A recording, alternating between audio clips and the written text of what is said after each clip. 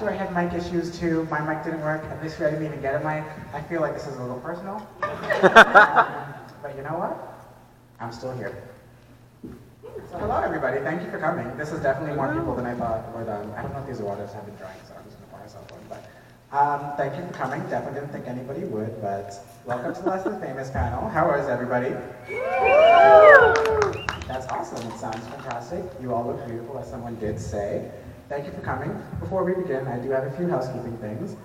I want to remind you that there is a hashtag that we will be checking questions from. Any questions that aren't answered during the panel, just because I did put some into a little bit of a list just this morning, just so I can have some. They can be answered online by any of us after the panel. I was also told that since we are the last panel in here, we kind of going to take some more time, so yes. If there is time for a Q&A, please do use the hashtag, I will check. Also, please do be respectful, please be respectful, kind, and spread nothing but positivity both to those on the panel and everyone around you, because everybody matters, and I want nothing but positive vibes in here. So before we begin, I just want these lovely people just to introduce themselves to you, because they all are fantastic, and there's no way for you to know anything more about them but from themselves. Well, I just came very close to forgetting my whole entire name right now, but it's very luckily up on that board over there. So I'm Lindsay Daly. My channel is basically a couple of different things. I make videos about food, about tech, and some kind of more general stories about my life. Did I cover everything, Chris? Yeah, actually my question says, introduce you and what you do. Tell us anything important, like pronouns, your favorite creators, where you're from. So you pretty much covered anything. Yes, I'm from Boston, Mass. I'll say that as an addition. Nice. Hi, I'm Bella. My last name is pronounced Curcio, so kind of like the Harry Potter curse, but the R and the U are switched. My channel is like comedy, topic discussion. I work as a background actor in LA, and so that provides me with pretty constant stories to talk about on my channel. So that's pretty much what my channel is. I've been making videos for a little less than a year. Hi, my name is Melanie Ahern. I'm from Maryland, and I do mainly like short films on my channel, like music videos, that sort of thing. Hi, my name is Talia Porters. I make videos about my life and what stage I'm at. Right now I'm kind of talking about transitioning into adulthood and how weird that is. And I like making stupid vlogs with my friends when I can, so that's what I do. Hey, I'm Courtney Revolution. I live here in LA. I'm a pop culture host on the channel Holly Scoop, so I talk a lot about like news and Kardashians and like Kylie Jenner breathing and stuff like that. On my channel, I talk a lot about like LGBT topics, music reactions. I react to music videos. I put out like little vlogs, like when I run and go see Taylor Swift, like I put together like a little vlog. She flew above me, it's a true story. And my favorite vloggers are, I would probably throw out Trey Melvin, Kingsley, Ricky Dillon, just to name a few. That's all. Thank you, and I'm Chris Lawrence. I was on the panel last year. My channel, just like last year, is non-existent because consistency. And yeah, let's get things going. I'm going to jump right in. I do want to remind everyone, do be nice. No name dropping, no anything like that, because that's not what we're here to do. Within the past year in YouTube, we've seen a lot from huge creators messing up big time for changes to the YouTube Partner Program, and very important topics such as LGBTQ content being age-restricted or demonetized. There are a lot of discouraging factors to being a creator. How do you keep yourself motivated with so much working against your content, essentially? Anybody can answer. We don't have to, I'm kindergarten anymore. We don't got to do the line. Sure, yeah, no, I'll answer this because I was kind of thinking about this. I am very close to having my channel officially monetized. And it's not, for me, it's more symbolic. It's not about really getting the AdSense check. I have a full-time job. I feel fulfilled by that. Obviously not in the same way that I can feel fulfilled by YouTube, but it's still important to me to kind of hit that threshold even in a symbolic sort of way. But obviously, with what happened in January, with all this sort of demonetization sort of wave hitting everything, I sort of, I didn't want that to be the focus. So I was super discouraged, and I read like this long kind of thread of tweets. I was like, like I'm writing scripts that are like 9 pages long, like I'm putting so much work into this, and like, if this means that the algorithm is now going to favor just so less people see my videos, like that's disappointing to me. It's not about the dumb AdSense check. And like to that vein, like I'm so close to having like the monetization on my channel. Like I promised in the past video, I was like, when I get that first AdSense check, I'm not taking it. I'm donating it to the American Foundation for Suicide Prevention because I don't need that $100. And I can give it to a cause that I feel is important, where it's for me symbolic of saying, yeah, you demonetize me. When you've given me that monetization back, I'm going to kind of hopefully use it to make a statement to tell you guys, cool, I want to clean something up a little bit with the advent of like actually getting that monetization. I don't know, I wanted to put it to sort of a better use, because for me the goal is really symbolic. So yeah, because I've felt this discouragement, and yeah, for me, it really was like a just keep going moment. So I can't believe I'm this close, which is wild. So I don't know. Obviously this gave you I feel like it gave all of us a pretty big, like, oh wow, nice. Definitely bolstered your confidence. So Well, it was like definitely symbolic for me. Listen, I have 325 subscribers, so like I'm truly one of the crowd here today. So yeah, it didn't hit me in any kind of, well, my life, I don't base my income on it in any sense. My videos are just, it kind of gives me freedom to make whatever I want, because I don't rely on, like this gets this many more views and then I can pay my rent. Like I don't have to worry about that yet, and knock on wood. But yeah, it definitely was kind of like a blow, because it's like smaller creators are important too.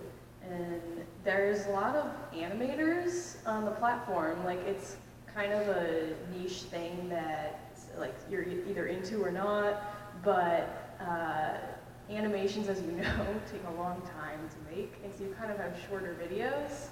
And with this new kind of way of getting eligible to be monetized, it's harder for up-and-coming animators or anyone who makes short-form content. So it feels a little strange, and it just kind of, it can be kind of not so encouraging, but it does help us take a step away from it and just like make videos that you like and you have fun making, and just put in the work and have fun and don't worry about it.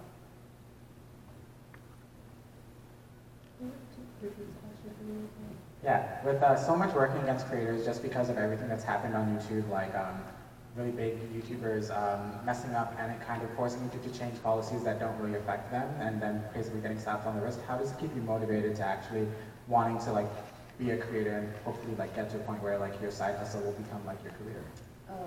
Yeah, I don't know, I've kind of always been really lax on YouTube, even though I always have like weird anxiety when I like make videos. I'm like, oh, my entire life is resting on this one video, and it never is, and I'm never consistent, so it doesn't really matter. But I have now adopted in the 4 years that I've been making videos, it's kind of just become a thing where I'm like, you know what, if I upload, I'm going to do whatever I want, because nobody's really paying attention at this point.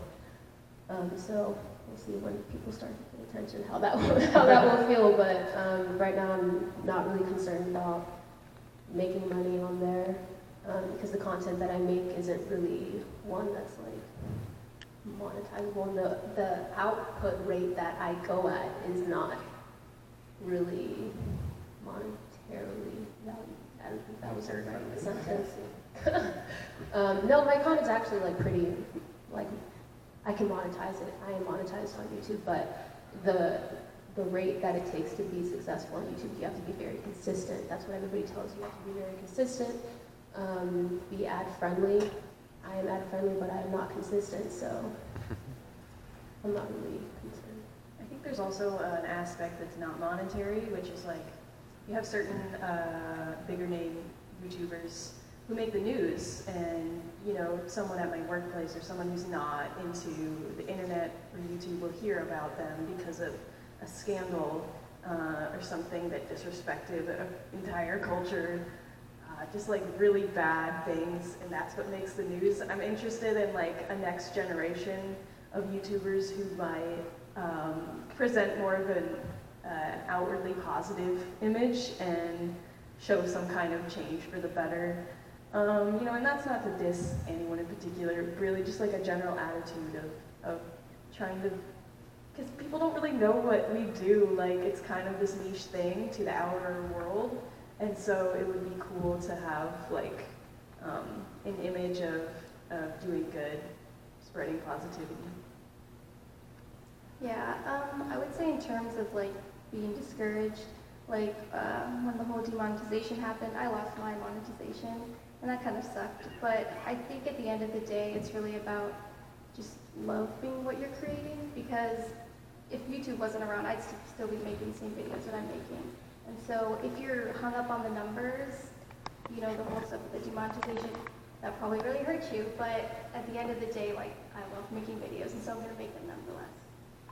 I also want to go ahead and like piggyback off of that and say that there was a huge outcry from, I felt specifically smaller creators about not making money on YouTube, and I feel like for me personally it was a very unpopular opinion which I felt uncomfortable even expressing, because in my opinion, from what I've seen, the smaller creator community is very competitive, and I feel like why not just focus on what makes you happy?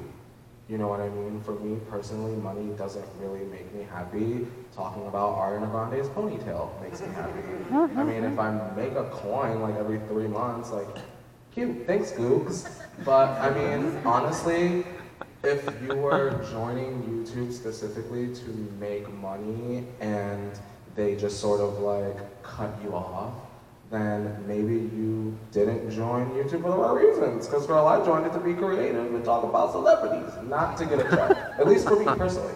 You know, I've been on the platform for like 10 years now, like a whole decade, like a whole child. Like, it becomes a little bit uncomfortable to see like even people I know, like begging, like in tweets, like, Courtney, you have to talk about this, you have to defend us.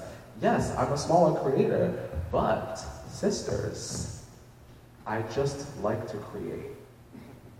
That's all. Yeah, also I'd like to say, like, I think there was a certain entitlement that people felt. And it's like YouTube is a free platform. Like, it's kind of like a gift to us, so I agree. Yeah. Exactly, and that's something that I've always had an opinion on, is the thing. I feel like YouTube kind of, I don't think YouTube markets it itself where like anyone can do anything. People just got this idea, was like, you can go on YouTube and live any life that you want to, but then once it started getting a little bit out of hand and it was being placed beside advertisers' content, the advertisers are kind of like, well, like we're getting a little bit too loose, and once those chains started getting rolled back, that's when people started to feel like, I'm entitled to make this money and be as provocative as I want, and have like Amazon still pay me for things. But I'm going to keep moving on with questions. There was a question that did come online that was important, that I did ask also in the first question, but did get skipped. And someone just wants to know what everybody's pronouns are. Mine personally are he, him, and we can just go down the line and everyone just answer because someone wanted to know. If you're comfortable with that. I'm he, him. She, her. She, her. She, her. She, her. Perfect. Thank you so much, everybody. I hope that helps the person who did ask. I'm going to move on to the next question. The next question also is a question from Twitter, and Femson asks, what have your support systems been like on YouTube, and what are the best words of encouragement you've gotten since you started doing YouTube? So that's my best friend Sunshine, who asked that, but he didn't know that. I didn't. Her question just got picked. Hi, Sunshine. I think she sent like a lot. She did. I just wanted to mention that Sunshine. That's your support right there. That's how you get support. Exactly. Question answered. No, I don't know. I feel like for me, the biggest, like the thing that makes me the happiest of all is like comments I get on my channel. And you know, like I said, you know, I don't focus, I guess, sometimes on like, you know, you can make a video that you kind of think sucked and it'll do like really well and it's almost disappointing. You're like, oh, why didn't that one do so well? But you know, like, there are videos where there's like almost no views, but I love it. I worked so hard on it. And there's like, you know, 1 or 2 comments underneath. It's like, wow, this is fantastic. Like, how do you not have like a million subscribers? And I'm like, dang, thanks, I wish. But like, you know, so I think for me, it's definitely the comments from people I don't know like at all. I'm like, wow, you care enough that you would even just like say like, oh wow, I love this. This was amazing. That to me means the very most of all, I think, personally. What's interesting for me is that in my years of YouTube, when I make something and then somebody tells me it's good, I'm like, don't tell me that it's good. You're gassing me up and I didn't think it was that good. I want to get better. So like when somebody gives me that instant gratification, I mean, this is the issue with social media in general. When somebody gives me that instant gratification, I'm like, okay, job done. Don't have to do anything else. But what really encourages me is when somebody tells me that they connected with what I said, that they felt understood by something that I said. And yeah, I mean, it's always nice to know that people enjoy your content. They're like, you're so funny, great outfits and stuff like that. But yeah, my goal is to help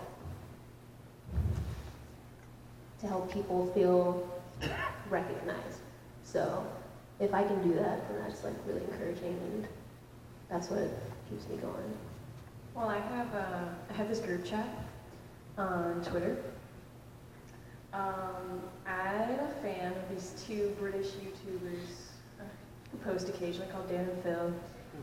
And I formed this group chat with a bunch of, it's mostly like teenage girls. I mean, what are you gonna do? Like, that's their fan base.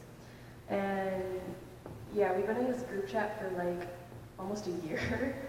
And when I was posting videos that would get like 13 to 14 views, like that would be them. And they'd be like commenting like, oh, I was like the mom of the friend group. But just like and I found that support group through YouTube, like through us being a fan of a similar YouTuber. And so my support, it comes from my friends in real life, but it comes a lot also from people I've met in the YouTube community. It's like this amazing thing that I was a part of as a kid and I'm still a part of now. It's like really a huge part of what keeps me going. Yeah, I mean, I've met a lot of friends through YouTube. I have a whole little crowd over here. So I have a lot of support. In terms of like comments, I think one of my favorite comments that I've ever gotten was somebody commented on one of my videos and they said something along the lines of, this video is so artistic, but I'm not a fan of it. And it was kind of like, I appreciated that they were able to see it from a broader perspective, but acknowledge that it wasn't for them, like it wasn't their style. And so I think that kind of comment and critiques are my favorite, because I really do appreciate people being able to give you feedback. Like comments like, oh, I love this, you're so amazing. They're really nice, and I appreciate that with my heart, but I also appreciate critiques a lot. For me, I want to say my favorite kind of support, I have like 2 favorite kinds of support. So okay, so my first favorite kind of support comes from a viewer that has been around for a very long time. Because, listen, long before you saw me up with this flower crown, with this good highlight on the VidCon stage, I was in a very small bedroom in Pennsylvania, Nicki Minaj adorning my background, and I was just making, I don't even know what I was making. I have like zebra print basketball shorts on, and I'm like lip syncing. It's a disaster. But I love when like a viewer will comment on a new video where I'm like talking about like Ariana Grande is like running through the forest and we're living for it. The light is coming, the light's here. And they go, oh my God, I remember like 5 years ago, if you would have talked about this, the video would have been like this. This is so good. And I'm like, wow, you know what? I spent a lot of time on that. You know what I mean? My other favorite kind of support comes from my friends. And I'm gonna say friends, like people I talk to every single day that don't really care that I do YouTube. Like they can even be other creators and they're doing their own thing and they may write in the group chat, oh my God, Courtney, I saw that video you did. Sister, you snapped. And it's like, wow, you know what I mean? Like, you watched maybe all the way to the end. The watch duration is important nowadays, so thanks, you know what I mean? I really, yeah, like, I really appreciate when, like, another creator can appreciate the craziness that I do in my very small corner of the internet. Yeah, no, that's fantastic. Especially other creators supporting creators because like YouTube, as someone did mention, is so competitive, and I feel like there's sometimes a culture of people thinking like everyone's against each other, but like the internet's massive and everybody can make their money. I'm going to move on to the next question, and the next question is simply, what made you choose YouTube? Like, what was it about YouTube as a platform that made you realize like I need to upload to YouTube and not I should have been uploading to the Vine, rest in peace, or like I should have been like a Musical.ly star, like any of those things. What was it about YouTube that had that appeal that you just realized was for you? I'm old, and YouTube was not around. I mean, Vine and all these other things were not around. Short answer. That's essentially what I was gonna say. Like when I was like 7 or 8, like we were watching YouTube. Like we were watching TV too, but I mean, if we wanted to watch very niche, weird stuff, then YouTube was it. We didn't have Vine or Musical.ly. So. I think I asked that because I got into YouTube so late. Like I started watching YouTube, like I found out about like Connor Francis, like when he made his first book, and I was like, whoa, this is like a cool thing. And then I found out about like O2L and all those things, and I'm like, wait, they broke up, and then it was like, yeah, like. Wait, that's like 2013. Like so long ago. Okay, maybe I'm just gonna stop aging myself, and I'm gonna move on to the next question because I'm the moderator and I can do what I want. Everyone on stage makes various different types of content, from music to social commentary to various different things. How long did it take for you to find your thing? Courtney, you said that you were once in your bedroom dancing in zebra shorts, and now you make social commentary. You work for like an actual company and work on their channel too. How long did it take you to like find that thing that you kind of felt like comfortable, like, yes, like this represents me, and like who I am and like what I believe? Okay, so, quick story time, 10 mojo. Okay, so, on YouTube, when you start out as someone else, period. Doesn't matter who you are, you start out as someone else. You emulate that person that you love. And I did that for a while. And then I had people telling me that it was like okay to not be yourself, and who you were was like not okay. And like, you're too much, you're too extra, you're too this, you're too that, too black, too gay, too whatever. So then, those people I eliminated off the island. And then when you have time to sort of like sit by yourself, when you kind of like feel like you don't have anyone else, is kind of like when you find your voice, because who are you gonna talk to? So it was really just kind of like me, my camera, some lights, microphones dangling off, and don't get upset because this is before the drama. A Jake Paul video was on my homepage, and I said, you know what? I'm mad today. I think there's a wig that needs to be collected. And I made a reaction to it, and everyone was like, oh my god, this is actually kind of great. And then here's the Gabby show with another music video, and I said, oh, I want to talk about her. And I'm always talking about people, and you know what? That doesn't always have to be a bad thing. So I turned my negative into a positive, and now I talk about celebrities, and I done secured that bag. Now who's upset? Yeah. For me, I still don't think I've found my thing. I'm constantly evolving and trying to find a way to accurately represent all of who I am and what I do onto one channel, which I don't know. You can shook for a second, yeah. I thought someone like fell off the stage or something. I might. It's been a process. I mean, like Courtney says, I was not myself when I first started. I mean, I was trying to be Grace Helbig, like big time. She was like my idol. And then, I mean, all of my videos were scripted, and I would put like sketches in there and stuff, and that was fun. The editing was really fun. And then that whole crab sticks thing happened, where he was like, it's all fake, and I'm like, yeah, it is all fake. I'm fake. So I kind of had like a wake-up call, and I was like, damn, I am so tired of like putting forward like this mask of like perfection. It didn't even come off as perfection, but I tried. So Yeah, I feel like now I'm just like focusing on content that makes me happy, and just whatever makes me happy is my brand. Watermelon, you know. Yeah, use this watermelon. I owe you my life for teaching me how to like find the perfect Oh. watermelon. You literally like changed my You're life. welcome. I've had people FaceTime me at the grocery store. Is this legit? No, legitimately. I think for me, like in terms of finding your voice, it just took time. I think, like you two said, you kind of start out emulating other people that you really admire. And like one of my videos, I did an introductory about me, but it was like in the style of a Wes Anderson film. So that was cool, but I think it's really just a matter of time. Like you'll find your voice. I think there's a lot of people try to push too hard and like really find who they are, but it'll come with time, and you know, you'll discover who you are. I want to add something real quick. Don't make videos that make other people happy. Like even if you like are good at making them and you know you can do them, it is going to get tired. I promise you, because I reviewed and reacted to albums for a couple of months and it sucked all the creativity and all of the life out of me. So if people are telling you that you're making good content and you still don't like it, change it. You gotta do what makes you happy, otherwise you have no longevity on YouTube. Yes. I guess I have a bit of a, somewhat, I finally kind of found out what I, sort of the theme or voice of my channel is in general. I've been making videos for 2 years on YouTube, but like, when I was little, like 12 years old, I started animating using like Flash, and I was like super inspired by websites like Newgrounds and like Albino Black Sheep, and like, I started animating, like that was like what I started doing. They were, like these dumb, really pun-filled animations.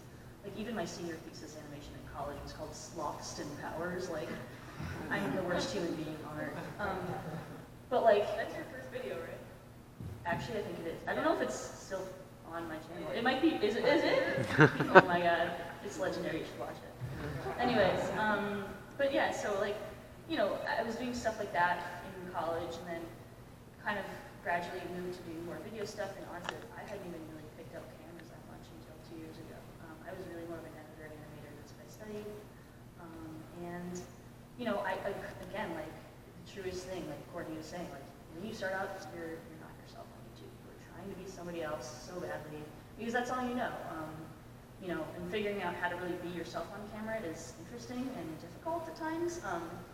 You know, like just little, I think for me, little parts of my personality in the video that I think kind of rethinking like, oh, I would normally cut that out, or doing something stupid that, you know, like I showed like a picture of me with like really bad pit stains and then dabbed over it, and like people thought it was hilarious for some reason. But you know, so it's stuff like that where it's like, this isn't the most graceful, amazing, face-tuned version of me, but people like that for some reason. So I just kind of kept adding those small bits of myself, like reading a book on memes in front of the camera, like stupid stuff. But I think generally there's two sides, which is being comfortable on camera and sort of injecting your own personality into it. And then secondly, or rather actually, that's probably the secondary aspect, but the primary aspect is figuring out what's my channel going to be about, what kind of audience am I attracting, what's the subject matter on, and I think right now I haven't even completely secured that. I've got a couple of weird different themes going on. I do tech stuff, food stuff, and you know, general sort of on more blog type stuff. Blog is like a dirty word to me, by the way. I don't know why, it just is. But yeah, I mean, it takes a while, and I only started focusing on YouTube proper until like 2 years ago. So I'd say it maybe took me about a year to kind of properly figure out, okay, this is the kind of content I want to make. These are the kind of things that I want to like make videos on. And a lot of that was like based on what I watch. Like, what do I watch? Like a ton of cooking people, like sorted food and stuff like that I love. So kind of took a while because at first I was definitely trying to emulate people, but it didn't make sense because it's not me. It's not my life. But yeah, so took me a bit, but I think I'm getting there. Well, I don't even think I have authority to answer this. If anyone's seen my channel, it's just like whatever I just really needed to do that week, like for myself. I just like to, like, if someone were watching it, if they laughed, then I'm good. I'm keeping with my theme. That's it. Great, perfect. So there's another question online that I really think would be cool to answer because like I think it's an important thing when it comes to YouTube. And you know what? I'm down to help someone start a channel. The question is, how do you pick a good username? And how did you get your usernames? Personally, mine, I was just born and my parents named me 2 weeks after, and then I had a YouTube channel. That's the But IRL username. yeah, honestly, sometimes use your name.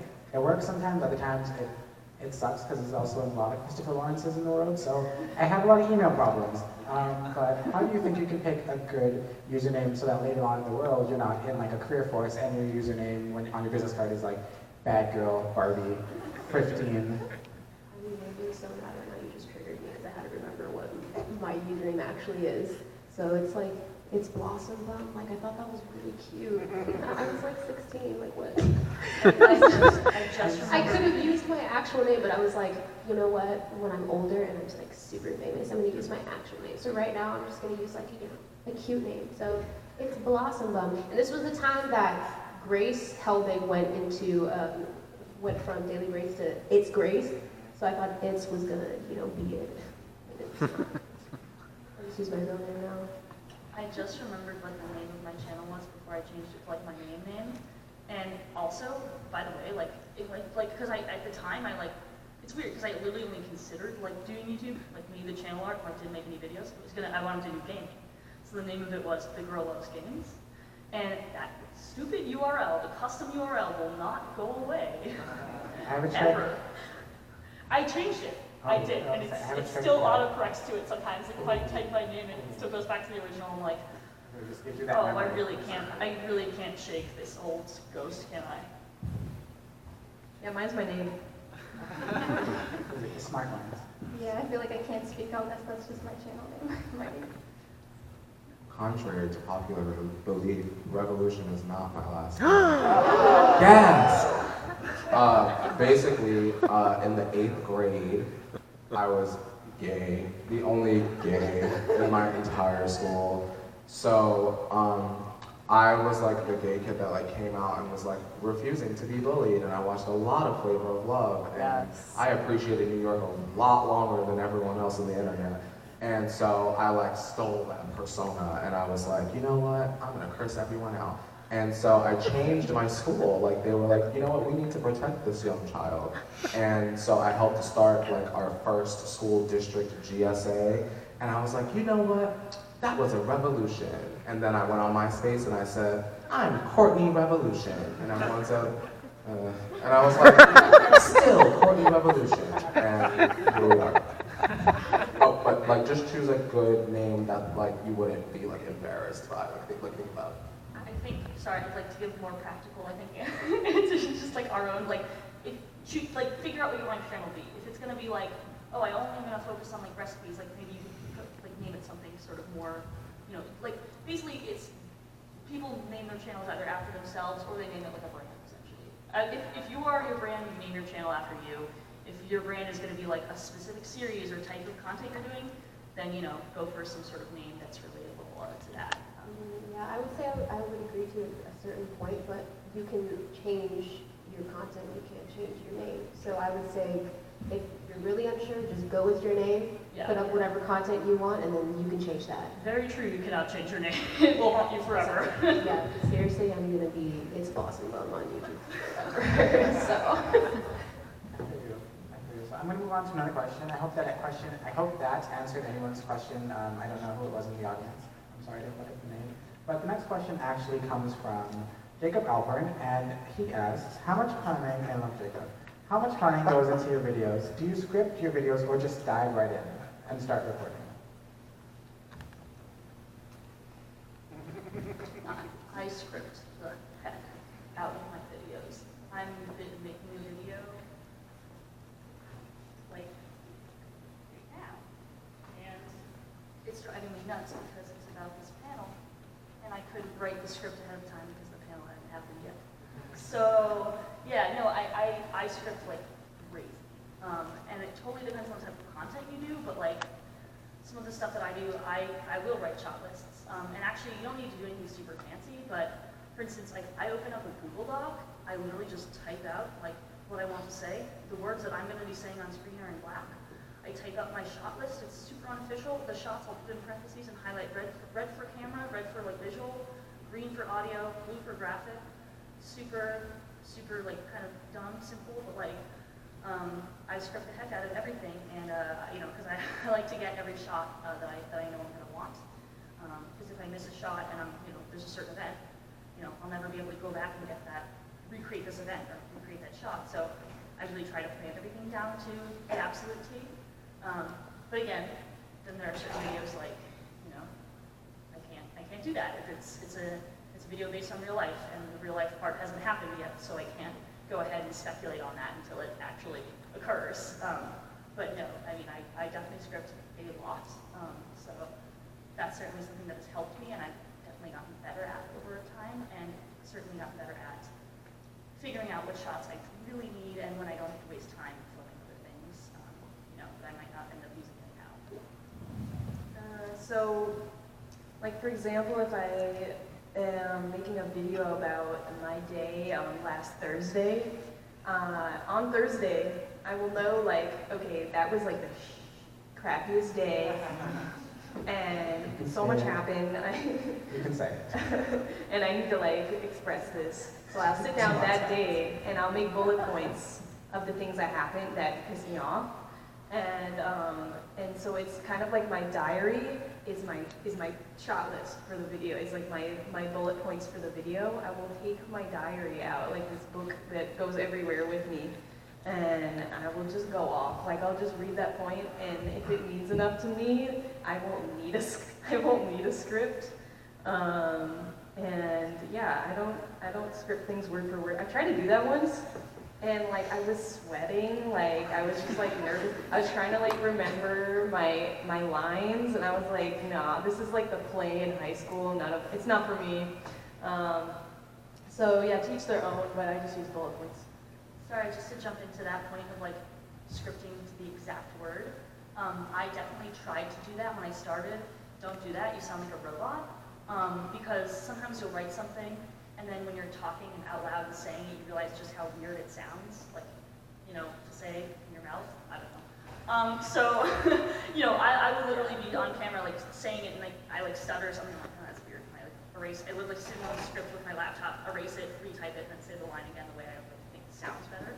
And I think as I've done more on-camera speaking, I've definitely gotten better at sort of reading what I've gotten for the script, but then, I might be able to sort of take the idea from it more efficiently and just record that way and have it be more natural than just reading exactly what I want word for word, as much of a control freak as I am, and as much as I do wish I could hit every single word correctly, but. Yeah, I make short films, so everything is scripted. Yeah. Yeah, scripts make me really nervous. I get really sweaty also. Like, when I first started making videos on YouTube and I had like, what's it called? Acting parts, skits. When I used to have like skits in my videos, I used to script it. And even for like my vlogs for a little bit, I was worried that I wasn't going to remember everything I wanted to say, so I would script it. And it would make me so nervous because I'm like, oh, I have to be perfect, I have to deliver this line perfectly. And then it makes me really aware that somebody's actually going to watch this video. So now instead, I prefer to pretend like I'm having a conversation with somebody, or like I'm leaving a voicemail for somebody. So that really helps because I acknowledge that I'm just talking, so. For me, I would say back in the day, like before I moved to like LA and I was in Pennsylvania sweating in this bedroom, I certainly was not scripting anything. I was running in front of this camera and screaming, and the kids loved it. But now I'm a little bit older, I'm a little bit more organized, I strategize, I execute. So like if it's like a news story, I'll bullet point little things. Because I don't want to mess things up. The stands get upset. These area natives will come for my wig if I say the wrong album title, the wrong song, or mess up a lyric.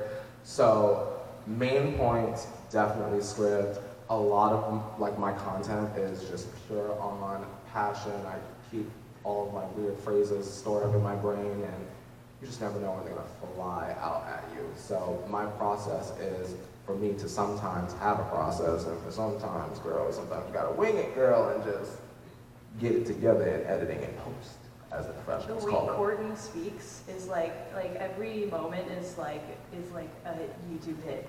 Like, So like he's many so videos. funny.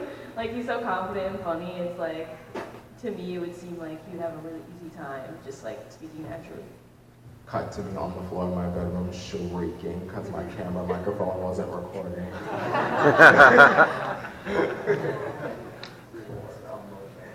Technology.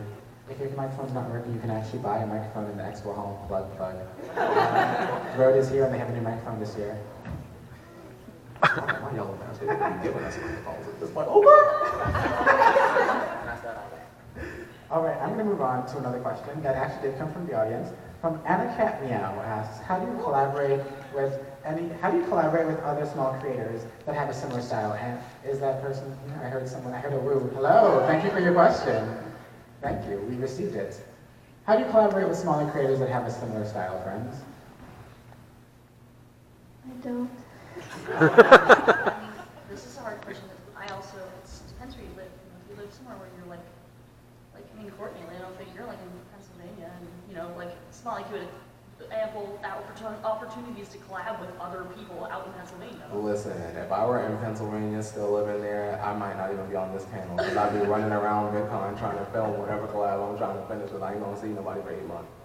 Right. So like, you know, like I live in Boston. It's not like, you know, it's definitely, you know, obviously a more metropolitan area. We've got some film stuff going on, but it's not like living in LA where obviously, you know, all these larger creators and YouTubers are able to collab super easily. They have access to the YouTube spaces, which is, again, like a huge thing.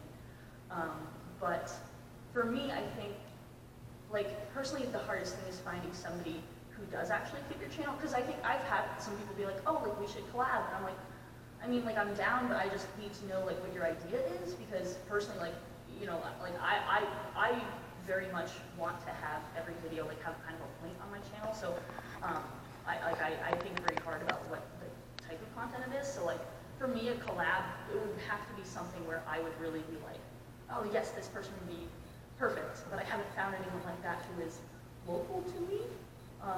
So I think if anything, I suppose VidCon would be the best chance to collab with other people. But yeah, I don't know. I haven't really touched upon any other people like in my area that have sort of similar style, or at least are on YouTube at least. Well, there's a lot of YouTubers in LA, and most of them are like big YouTube. Like, there's a lot of like lots of the YouTubers I watch that actually live in LA are like beyond me for now. And like a lot of the smaller YouTubers that I watch are in like random states or countries, and I'm like, it's so hard. I would love to collaborate with like Emma Chamberlain. Like, I would love to collaborate, you know. But like a lot of the people near me are, yeah, it's like kind of a weird anti-problem. But yeah, I'd love to collaborate with any of you guys.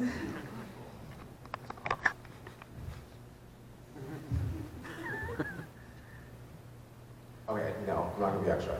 For me, that's all I have to think about it, right? That's all I was about to be messy. Yes. Make any promises you can't keep, Courtney. Okay. For me personally, and this is like my own weird Courtney thing, collabs for me are like really special because I don't like to share people with my audience unless I know for a fact that they're gonna be in my life for a substantial amount of time. That's like my thing now because I hate the question of, oh my God, Throwback Thursday, remember this collab? Are you still friends with them? Here's an answer, no. So for me personally, unless like we're like close or like I really am just like feeling your vibe and I have like a really good idea, like don't let this fool you. Like outside of this, like in LA, like y'all don't see me. Like y'all see the vloggers like collab and stuff, but like everyone is like, not everyone, let me not speak for everyone, I'm not trying to get dragged. What you would come to find are that a lot of people are caught up in their own agenda, which is fine because the bag needs to stay secured or else you cannot stay in LA. And if, I would say also people in LA also, in my experience, a lot of them, not all of them, a lot of them don't want to risk their numbers for smaller creators, which is totally fine. That's like so your brand. But for me personally, I would have someone on my channel that had no subscribers if they was like my homegirl. Like, you know what I mean? I said, oh girl, we gonna get you started, girl. Come on, up in this living room. Like, you know what I'm saying? But like, I've come to like find and learn that not everyone is as open, or I have come to learn that people will be your friend just in case. And you really don't want a just in case friend. You know, that friend that is gonna like, can I swear real quick, just this one? Depending on the word, because I just noticed that there are children in the audience. You don't want people that are gonna be up your bum in hopes that you will go viral tomorrow and then here's that collab, I'm coming up, you're coming up, you're coming up. I've got about like maybe like 3 good friends on YouTube that like I really like I'm in a group chat, I talk to them every single day, like what do you think about this title, da, da, da. These are people I trust. In a situation like this, or like playlist, I love a high and by, I love a selfie, but high and by and selfie does not mean that you're gonna be my friend. That's a big creator. You're not gonna come to my house and collab. You're not going to take anything from me because I'm 26, I'm an adult, and I'm just a little bit smarter than that. So, my advice to people that want to collaborate just in general is just to trust the people that you work with and let it be authentic. I love to watch collabs of like friendships. Like, oh my God, I live for it. Like, personally, Ricky Dillon and James Charles, I love watching them interact together. It's fun. Sit down, talk for 20 minutes. I got time. But you know when it's like a business deal. Like, hi, my manager's off camera, and we're BFFs and we're doing makeup. That's not content to me, in my opinion. I don't enjoy it as much.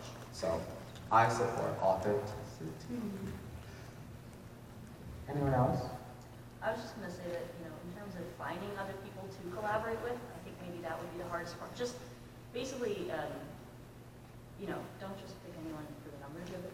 You know, you have to, it actually have to fit you. And if you are going to approach someone about collaborating, you know, you have to bring an idea to the table with you. It's something that, you know, the person will get excited about. You can't just say, hey, let's collab, because that means nothing.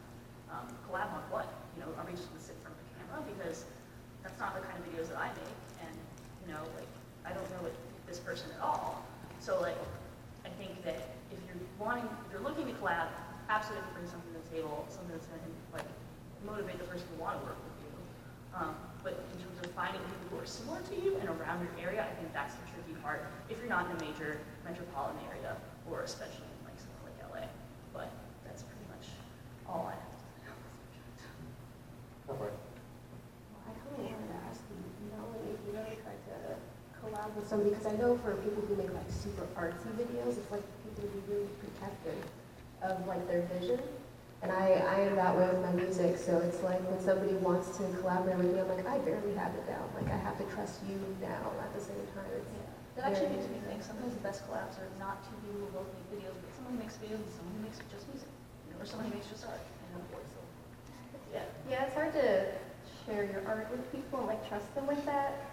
So maybe that's why I haven't done it. I don't know how I would go about finding. I guess if I stumbled upon someone who I really love what they did, I would reach out to them, but I have not yet. I think I would encourage people to collaborate outside of the YouTube platform. Like, for example, like, I'm sure everyone like knows who Casey Neistat is. Like, Dan Mace, like his friend, this assistant, basic general cameraman, he made this video where he collaborated with a musician to mix sounds of the city into like a song. You know, and so this person they're not another YouTuber, but it's a collaboration. You know, it works out for both of them in their respective careers and stuff. So I think I also would just suggest even looking further than just YouTube. Collaborate. It doesn't have to mean between two YouTubers. good. Perfect, thank you. I have to be that person and be like, we do have 10 minutes left. I wanted to keep things going, but Remember that YouTube on Stage is later tonight, and I know that there are people that are probably wanting to go to that, but if anyone does want to like keep the conversation going, I think that should be okay. So I'm going to go to my last two questions, and these more so are for anyone in the audience, because you heard us talk for basically an hour about what we do or anything like that, so now I kind of want to make sure that you actually do leave with something that will hopefully benefit you from now until the next VidCon, or like anything else, and hopefully get you started. So if you do have any advice for anyone in the audience who's thinking of starting a channel but just can't get to that point of like hitting upload and actually like, driving that video and like uploading that thumbnail and doing all the steps that it takes to actually do that, what would you have wanted to hear? What would you have wanted to hear? Wow, English major. When you were starting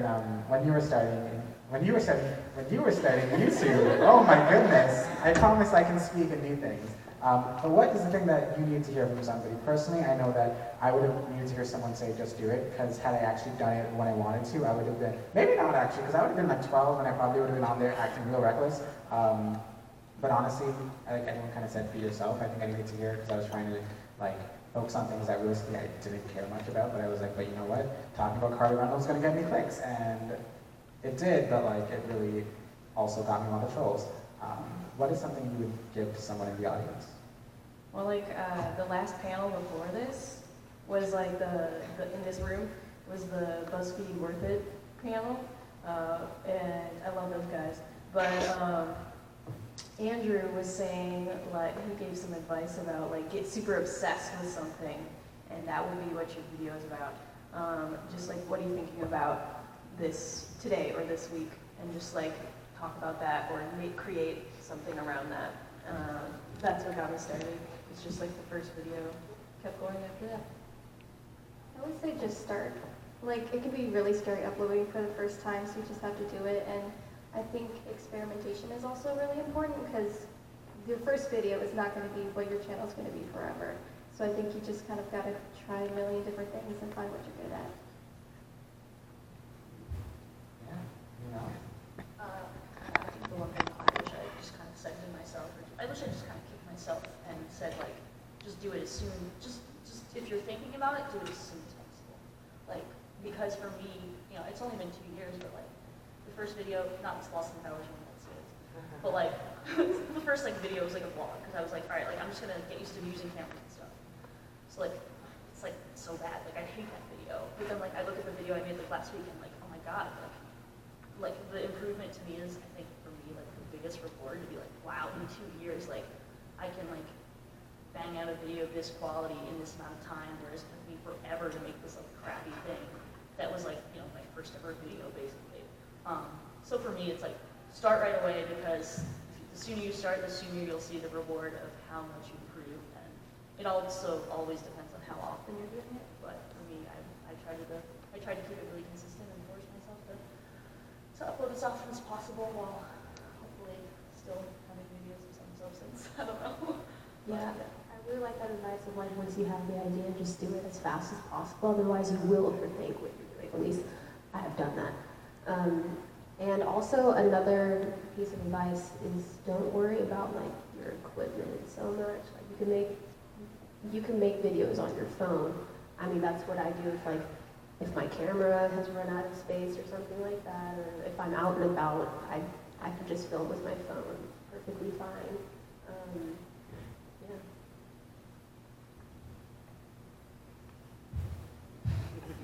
Okay, so I live for this mess called YouTube. As weird and strange at VidCon as that may sound, it doesn't sound strange. And 10 years ago, if you would have walked into my guest bedroom of my house in Mount Pocono, Pennsylvania, and said, hey, Pimply Courtney, in 10 years, this really cool convention is going to let you sit on a stage and talk to people, I might not have believed you. But I think that starting is the start. My literal first video on my YouTube channel, feel free to judge, is an audition video for Paris Hilton's My New BFF, which is a reality show to compete to become Paris Hilton's best friend. And I swore I was going to be on it. And I mean, it's fine.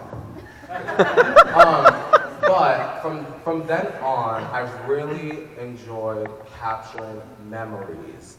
And not to get morbid, but I had a friend pass away recently, and how amazing and how much of an asset I felt when all of my friends who used to be so irritated by gay-ass Courtney running around with the camera 10 years ago, all through high school, who had the videos, who had the memories, who had the stuff that you were looking for, who keeps memories alive, the creators, the vloggers. So be that asset, that light in someone's life. You never really know who you're helping by putting up whatever. Like literally, I scream in my bedroom at my laptop at music videos sometimes. I'm like, I'll get a tweet that's like, oh my god, I had an anxiety attack, but I laughed at your dumbass, like laughing at Ariana Grande and made my whole day. Like, I live for that. Like, you know what I mean? And like, people can judge your content and people can say whatever they want, but like, their opinion doesn't matter as long as you're doing something positive with it. So, just do it. I have to say something, because we're almost out of time. This is very quick. But when I was in middle school, I think I was like 12, VidCon was like everything I ever wanted to go to. It was like bigger deal than Comic-Con. And me and my friend Sunshine that I mentioned earlier were like, yeah, we were both like, we would die to go. And this was like Shane Dawson, Charlie is so cool, like that whole time. Our classmate named Nathan Bison is his name, just for the record, went on Photoshop and made fake VidCon tickets and came up to us in class the next day and was like, so I have these VidCon tickets and my family's gonna take you and we're going. And we were so excited the whole day. And then he said, actually they're fake, this was a prank. And so I was just so devastated. I was like, I'm never going. And so I just like to say that now I'm here, I made it, and I'm talking on a panel. Nathan Bison is his name. Take that, Nathan. Perfect. Sorry, Nathan. Sorry, and my last question, because I am just such a good person, and oh, that was wrong. Oh my. Just shout out a creator that you watch and things like that. Someone who's less than 10,000 subscribers, so who is still a small creator, but someone else who you believe deserves to also have some shine and be seen. I'll go ahead. I really recently discovered this guy named Matt Mort. He's got some great stuff, and he made this video where he has his dad set him up on a date. It's really good, and he's pretty fantastic. He's from Canada. And he actually is here at VidCon. I told him to come, but he's going to YouTube on stage. So I said, go enjoy that, please. Like, don't stress yourself. But yeah, he's great. So you should check him out. And he's got a lot of fun stuff. I'd like to recommend a guy called Thomas Armando. And I don't know how to describe his videos. I just need you to watch. I really need you to watch them. They're like very short. He'll be like very angry and sassy about something for like a minute and then leave. And it's great. Thomas Armando. I'm gonna shout out Chris Howard. He does daily vlogs. He's sitting right over there. And for the fact that he does daily vlogs, they're super incredibly high quality. So you should go watch him. I'm gonna shout out two people. So How dare you? Listen, I'm doing it anyways. My good friend Nicholas Seven, who's also sitting in the audience. Even though they haven't uploaded in a while, there's great things coming. I feel like in the future, in the general amount of time, who knows. But incredibly talented, visionary. So Nicholas Evan, one. The second is my friend Larry Simeon, who is another Sacramento vlogger, and I feel like that's rare in Sacramento. He's literally the only other vlogger that I know in my city. So Larry Simeon, shouts out to that guy. Can I copy you? Can I do two? Yes. Can I do two? Okay. You can do 3, but please don't, because we're running out of time. Okay, I don't want VidCon to be upset. Don't be mad at VidCon. Bring me back next year. Okay. So of course, I really want to shout out a really good friend of mine. Her name is Felicia, and that's not with an F. That's with a PHY.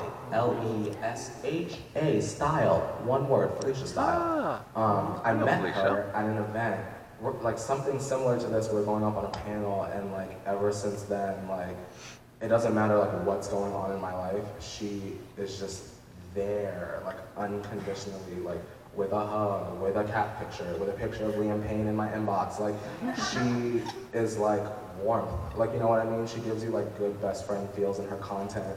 It just is like whether she's talking about Bath and Body Works candles or bath bomb, or like she's reacting to Taylor Swift music videos, like you will feel like you are somewhere in South Carolina with her in her house. Another blogger I want to shout out, he is probably one of the hardest working people I know because I don't work that hard, and his name is Howard Reese. And yes, come on researchers.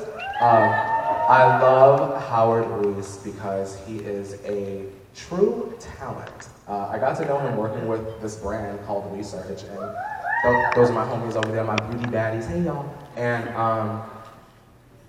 I had him come to my house, and that week that we spent together creating content, watching his thought process, watching his personality. Howard is the kind of person that just walks into a room and it's just like, bam, the shiniest diamond. You know what I'm saying? He's great, and I feel like he's one of those creators, you watch a video and you go, what is going on? Like, why doesn't he have like 300K? Like, where is the talk show? Like, get Barbara Walters to sign some papers. So, Felicia Style with a PHY and Howard Reese of the HR Show Experience.